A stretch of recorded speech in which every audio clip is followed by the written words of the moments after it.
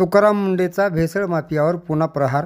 लातूरमध्ये खव्याच्या गलीत धाडसत्र, 8 दुकानाची झाडाझडती, व्यापारात खळबळ. राज्यात भेसळयुक्त अन्नपदार्थ, गुटखा आणि तंबाखू विक्रेत्याविरोधात अन्न व औषध प्रशासन विभागाने आक्रमक मोहीम उघडली असून आयुक्त तुकाराम मुंढे यांच्या नेतृत्वाखाली सुरू असलेल्या धडक कारवाईमुळे भेसळ माफियांचे धाबे दणाणले आहेत. अवघ्या काही दिवसात राज्यभरातील 195 ठिकाणी धाडी टाकून तब्बल 2 कोटी रुपयाहून अधिक किमतीचा माल जप्त करण्यात आला.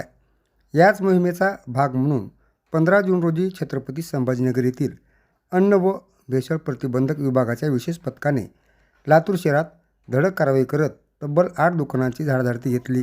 या अचानक कारवाईमुळे व्यापारी वर्तुळात मोठी खळबळ उडाली आहे.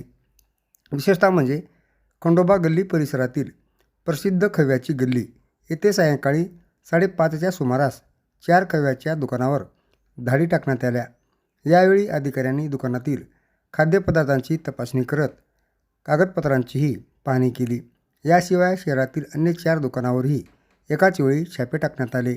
मात्र या कारवाईदरम्यान पथकाच्या हाती कोणताही संशयास्पद अथवा भेसळयुक्त माल लागला नसल्याची प्राथमिक माहिती समोर आली आहे. तरीही अचानक झालेल्या या धाडसत्रामुळे शहरातील भेसळ व्यावसायिकांमध्ये भीतीचे वातावरण निर्माण झाले आहे.